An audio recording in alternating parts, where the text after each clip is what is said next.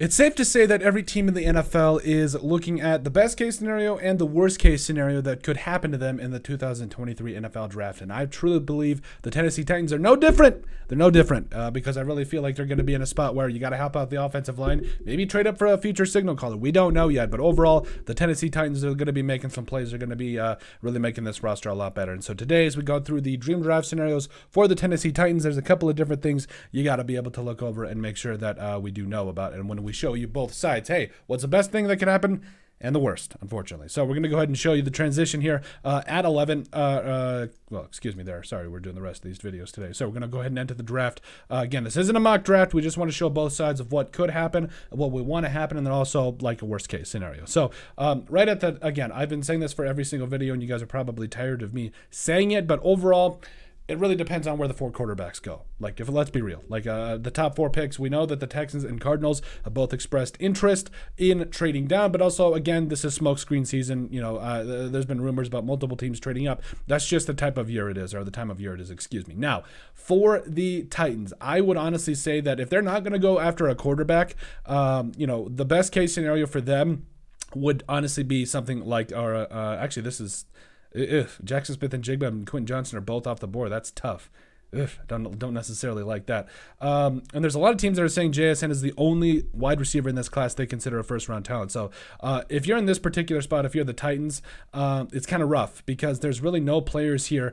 I know you could, if you wanted to help out that defense, Tyree Wilson is really tantalizing. But there's also some, like Kalijah Kancey and all them, like wide receiver and O-line and quarterback are really it for me. Now, dream draft scenario for me, number one, would be if, they, like, for some reason, the Texans go defense with the second overall pick over the Cardinals and they want to go Jalen Carter. Like, if they want to trade up to the third overall pick and go get him, fine, go do whatever you got to do.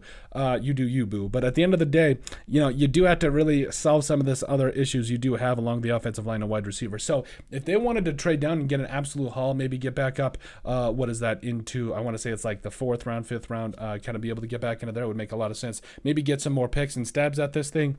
I think it would be and make a lot of sense because at this particular spot, Jackson Smith and Jigba and Quentin Johnson both going, it's tough.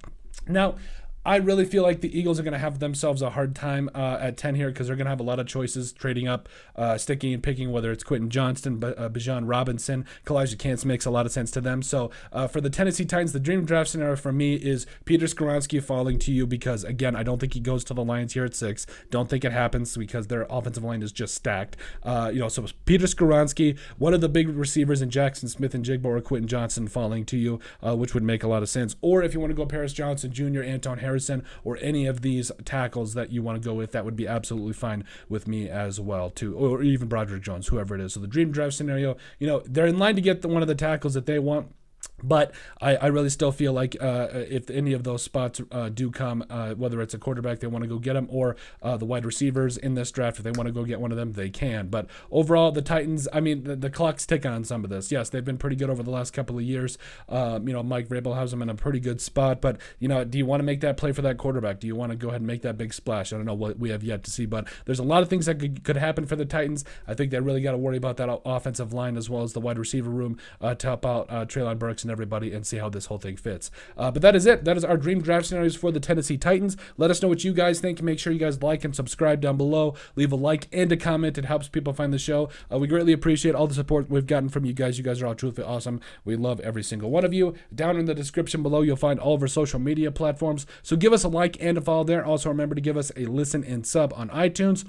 And finally, if you have anything else you'd like us to cover, send us an email at thesportsbp@yahoo.com or put it in the comment section down below, and we would love to cover it. But let us know what you guys think about our dream draft scenarios for the Tennessee Titans in the 2023 NFL Draft.